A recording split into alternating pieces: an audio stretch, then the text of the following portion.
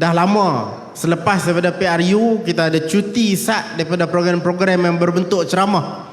Ini pun saya rasa ni kali pertama lah ni nak warm up balik persediaan kepada pilihan raya negeri. Ini ceramah yang pertama yang saya hadiri selepas daripada PRU ke-15 hari itu. Dan saya ucap tahniah kepada PAS kawasan SIG atas kejayaan penganjuran program seperti ini. Program-program seperti ini adalah satu program yang amat penting untuk diadakan supaya kita dapat mendekati rakyat. Apatah lagi kita tak lama lagi akan menghadapi pilihan raya peringkat negeri di 6 negeri seluruh Malaysia. Program-program sebegini perlu diperbanyakkan, dan saya pasti kalau kita lihat kesungguhan PAS kawasan SIG ini, nampak gayanya di SIG memang parti-parti lain agak susah untuk bertapak. Tengok buat expo pun sampai macam ni. Ini satu kejayaan yang boleh dibanggakan. Sebagai rakan komponen dalam Perikatan Nasional, kita sama-sama berbangga dan ucap tahniah atas kejayaan PAS kawasan SIG ini. Tuan-tuan dan puan-puan, kita berkumpul lebih kurang 2 bulan. Malam ini dah lebih kurang 2 bulan selepas pilihan raya umum. Dalam masa 2 bulan itu, apa yang kita lihat ialah di sebelah kerajaan Pakatan Harapan dan Barisan Nasional, dia sampai hari ini terlupa bahawa dia telah menjadi kerajaan. Dia bukan lagi pembangkang, tetapi perangai dia masih lagi perangai macam pembangkang. Apa yang dibuat ialah mencari kesalahan kita yang dah duduk di sebelah pembangkang ini. Seolah-olah dia tak ada kerja lain nak buat. Sebab tu kalau kita lihat dari segi agenda menjaga kebajikan rakyat, cara yang dibawa oleh Pakatan Harapan dan Barisan Nasional ini adalah cara yang amat berbeza daripada jangka masa yang singkat yang kita pernah menerajui kerajaan persekutuan dulu. Kalau dulu ada perkara, ada cabaran, ada kesusahan yang dihadapi oleh rakyat, kita terus buat keputusan, bagi bantuan di sana, bagi subsidi di sini, bagi moratorium dalam pinjaman dan macam-macam benda lain lagi. Tetapi apa yang kita lihat dalam kerajaan Pakatan Harapan Barisan Nasional ini, kerajaan ini fokusnya ialah untuk memburuk-burukkan kita. Dia bermula daripada ucapan Perdana Menteri Datuk Seri Anwar Ibrahim yang mengatakan, memberi gambaran seolah-olah ada 600 bilion ringgit yang kita selewengkan satu masa dulu. Dia sebut 600 bilion. Lepas tu mungkin seminggu dua ada pegawai bagi tahu dia kot, tak logik lah 600 bilion nak pergi seleweng. 600 bilion ni kalau boleh seleweng satu Malaysia kita boleh tapau habis. Dia turun jadi 92.5 bilion diselewengkan. Lepas tu dia sebut lagi, daripada tu rupa-rupanya dia tuduh kita ambil 3 hingga 5% daripada 92.5 bilion. Banyak tu, 4-5 bilion juga jumlah dia. Kalau betul kita ambil sampai duit banyak macam tu, saya rasa kami ahli parlimen ni tak duduk dah atas ceramah macam ni. Tuan-tuan tak duduk dah kat Padang ni. Kita duduk hotel Aircon semua dah tak habis tu. Tapi inilah dia fitnah yang ditaburkan untuk mencemarkan nama kita. Dia tidak fokus untuk tunjuk apa yang dia boleh buat untuk rakyat. Tetapi dia tahu dalam pilihan raya negeri yang nak main ni, satu-satunya peluang yang dia ada, kalaulah dia nak berpeluang untuk menang, dia mesti bawa turun imej kita ke bawah.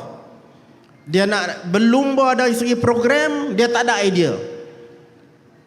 Dan kalau kita tengok janji macam-macam. Anwar Ibrahim berbelah tahun kata, hari ni saya jadi Perdana Menteri, besok minyak turun. Dia pergi kat mana? Dia main Kedah tak silap saya. Dia ada kata, kalau sekiranya masa dulu, masa PH pemerintah dulu, kami duduk, saya daripada Bersatu duduk dalam PH juga, dia kata dia tak boleh buat, PH tak boleh buat masa tu sebab saya tak jadi Perdana Menteri lagi. Lepas tu kata, kalau jadi Perdana Menteri bagi saya 24 jam. Berapa kali 24 jam yang anak ni tak dapat-dapat lagi. Itu belum masuk lagi bila kita cakap mengenai kenaikan kos sara hidup, bekalan telur yang tak ada dalam pasaran, harga ayam yang naik. Ada pula seorang menteri raja formula ni, dia punya formula sama dengan mungkin yang kawan-kawan dia yang main daripada UMNO dah. Dia juga kata, kalau tak ada by right jangan makan. Ini bukan penyelesaian untuk rakyat. Yang terbaru ada lagi satu lawak mai daripada menteri, daripada anggota pentadbiran Kerajaan Pakatan Harapan Barisan Nasional. Dia kata telung ayam tak ada, takkan kita nak paksa ayam bertelung? Siapa suruh hang paksa? Kita dulu pernah menghadapi masalah bekalan ayam yang kurang. Kita kata menteri daripada Perikatan Nasional, Datuk Seri Ronald Kiandi, memperkenalkan satu peraturan pada masa itu, tak cukup bekalan domestik, jangan ekspor keluar daripada Malaysia. Senang penyelesaian, 2-3 minggu stabil balik bekalan yang ada. Kita ni lah ni import daripada India. Sebab tu saya minta supaya kerajaan menjelaskan syarikat yang dapat AP untuk ekspor daripada India tu, apa kaitan dia dengan Pakatan Harapan? Adakah dibagi kepada beberapa syarikat? Apa proses dia untuk dapat AP itu? Adakah dibuat secara telus ataupun ada rundingan di belakang tabir yang dilakukan? Import pun masuk sini harga mahal, tak selesai masalah. Lepas tu penyelesaiannya nak bagi rakyat sedar bahawa kerajaan tidak ada kuasa memaksa ayam bertelur. Ini bukan penyelesaian. Kalau kita lihat dari segi bekalan, pengeluaran telur ayam di Malaysia setahun lebih kurang 14 bilion biji telur dikeluarkan. Consumption, penggunaan telur setahun lebih sikit daripada 11 bilion biji. Maksudnya ada lebihan. Dalam keadaan ada lebihan tu, pasal apa di Malaysia tak ada, tapi telur kita ni daripada Malaysia boleh dieksport pula pergi ke Singapura. Kenapa tidak boleh dikawal supaya manfaatnya turun kepada rakyat? Dan ini yang kita persoalkan dulu. Berata-rata daripada pergi jual, kata masalah ni tak boleh selesai, masalah tu tak boleh selesai. Konon-konon ada formula macam-macam untuk menyelesaikan semua masalah.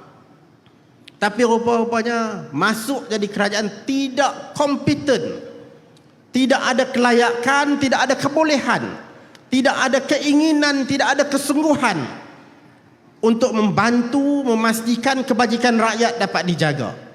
Sampai hari ini kos sara hidup semakin hari semakin naik. Mana dia idea-idea baru? Perdana Menteri kata dia bagi 2 minggu kepada penjawat awam. Yang pertama masalah dia, hang kata hang ada idea, yang hang suruh penjawat awam buat apa? Maksudnya hang memang tak ada idea. Lepas tu berapa kali 2 minggu lagi? Mula-mula 24 jam, ni 2 minggu pula dia kata. Ini dia perkara-perkara yang kita kena sebarkan, maklumkan, didik rakyat, bagi tahu kepada rakyat bahawa sebenarnya parti politik, gabungan politik yang betul-betul bersungguh-sungguh prihatin nak menjaga kebajikan rakyat ialah kita dari Perikatan Nasional. Yang di sebelah sana cakap banyak, sekali ada kuasa rupanya tak tahu nak buat. Ini yang saya selalu ulang, bahawa kerajaan ini adalah kerajaan yang tidak kompeten dan tidak boleh menjaga nasib rakyat. Apa yang dibuat ialah mencemarkan nama kita. Dia mesti mencacatkan nama kita. Dituduh bahawa kita, yang pertama dia nak cacatkan nama Tan Sri Muhyiddin Yassin dengan tuduhan-tuduhan rasuah, seolah-olah ada salah guna yang berlaku. Yang kedua, dia nak cacatkan juga nama Tan Sri Tuan Guru Haji Abdul Hadi Awang Tapi dia tahu dia tak boleh nak pi line corruption, maka apa yang dia pi ialah mengatakan ini pandangan ekstrim Taliban, gelombang hijau. Saya bercampur-campur sikit apabila mendengar perkataan gelombang hijau. Sebahagian daripada saya mengatakan bagus, kita kena embrace, kita kena peluk erat bahawa memang betul ini gelombang hijau, dan kita kata bahawa gelombang hijau akan melanda seluruh Malaysia. Sama ada hijau PAS ke, hijau Perikatan Nasional ke, hijau juga, ni pun lebih kurang hijau juga. Tetapi saya ada kebimbangan. Sebab perkataan gelombang hijau ini juga digunakan untuk menakut-nakutkan pengundi. Baik pengundi Melayu, baik pengundi bukan Melayu. Dikatakan bahawa gelombang hijau ini bawa agenda yang ekstrim dari segi pegagang agamanya. Dikatakan bahawa gelombang hijau ini akan membawa kemunduran kepada Malaysia. Sebab tu saya berbelah bahagi sedikit apabila timbul perkataan gelombang hijau. Kalau kita nak guna, kita kena pastikan bahawa definisi yang digunakan terhadap perkataan gelombang hijau ini adalah definisi yang kita bagi, bukan yang depa cipta untuk kita. Dan sebab itulah juga tuan-tuan dan puan-puan, kalau kita lihat satu lagi perkara yang dilakukan oleh kerajaan PHBN ini ialah juga untuk mensucikan kluster mahkamah. Kita tahu kalau tengok sejarah UMNO, ini merupakan kekalahan yang paling teruk dalam sejarah UMNO. Malahan dari segi bilangan kerusi, sebenarnya tak payah kira Perikatan Nasional, kita tengok Bersatu saja pun hari ini Bersatu mempunyai lebih banyak kerusi berbanding Barisan Nasional, apatah lagi berbanding dengan UMNO. Dia ada 26, Bersatu ada lebih. Dan ini menyebabkan UMNO terfikir-fikir apa benda yang dia boleh buat untuk mensucikan image daripada yang kita duk kata perkataan kluster mahkamah. Realitinya kluster mahkamah menguasai UMNO hampir sepenuhnya. Dan saya rasa-rasa tak logik langsung kalau ada orang berpandangan bahawa kluster mahkamah dalam UMNO itu tidak akan menggunakan pengaruh yang dia ada dalam kerajaan untuk membersihkan diri mereka. Saya tak pelik kalau sekiranya satu persatu daripada mereka yang ada dalam kluster mahkamah dibersihkan dan dibebaskan daripada imej tersebut. Saya tak pelik kalau itu yang berlaku. Tetapi inilah dia cabaran yang dihadapi oleh negara kita hari ini. Apabila berwujudnya gabungan itu, dia tipu kita seolah-olah mula-mula tak mau bergabung, tapi lepas pilihan raya bergabung, dia pakai pula nama kerajaan perpaduan. Ramai di kalangan rakyat yang tak sedar bahawa kerajaan ini adalah kerajaan perpaduan atas dasar penipuan. Dia tipu daripada awal, kata tak mau.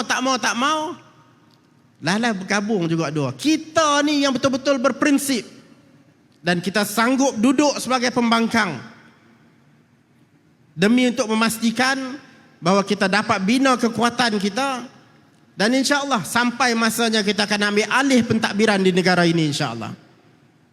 Tuan-tuan dan puan-puan, kalau kita tengok juga suasana semasa dalam keadaan PH dan BN ini tak berapa nak ada idea untuk membantu rakyat, untuk menjaga kebajikan rakyat. Kita dalam Perikatan Nasional semakin hari semakin kuat.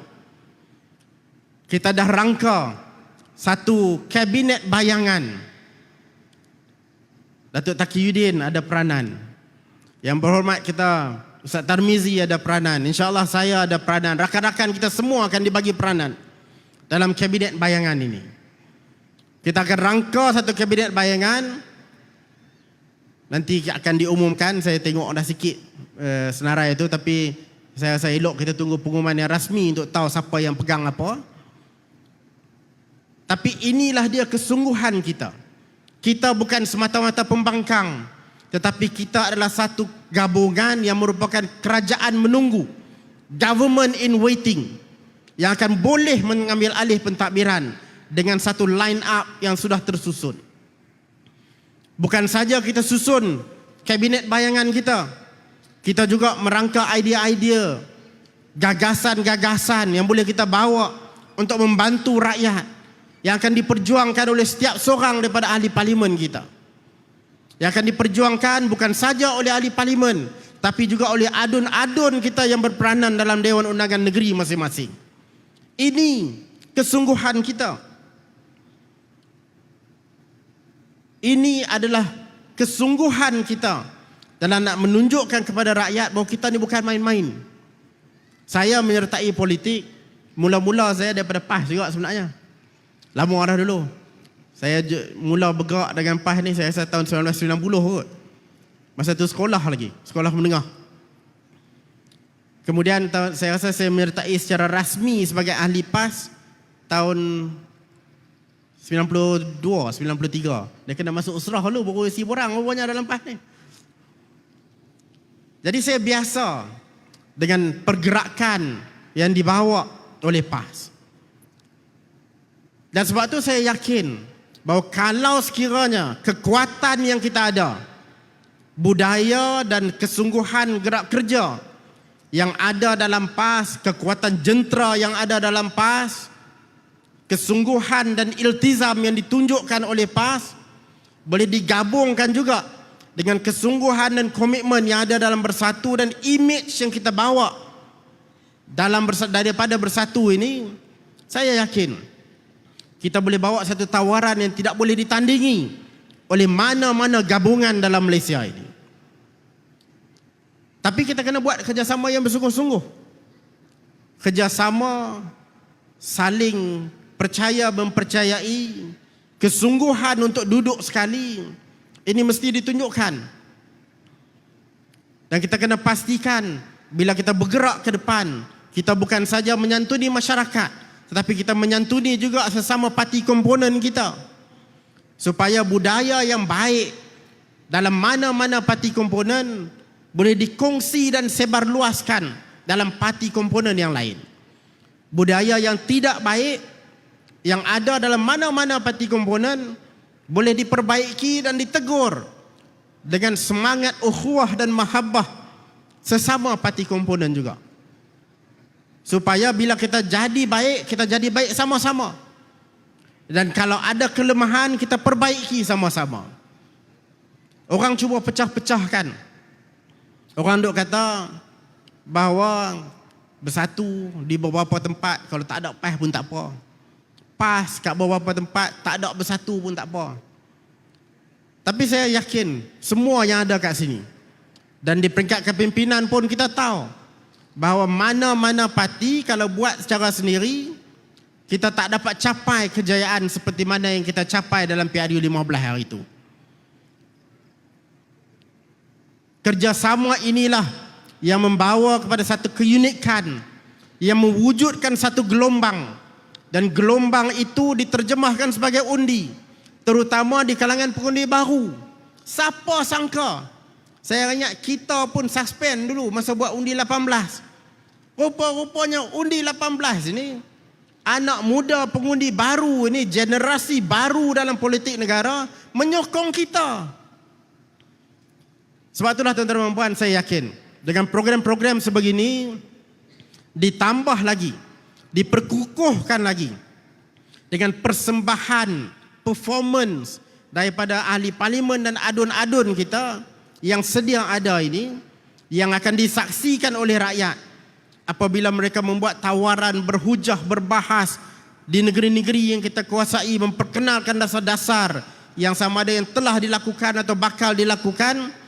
Apabila rakyat melihat semua itu, bubar saja Dewan Undangan Negeri di ke-6 negeri yang akan ada PRN nanti, rakyat juga, gelombang itu juga akan kekal menyokong kita insya-Allah.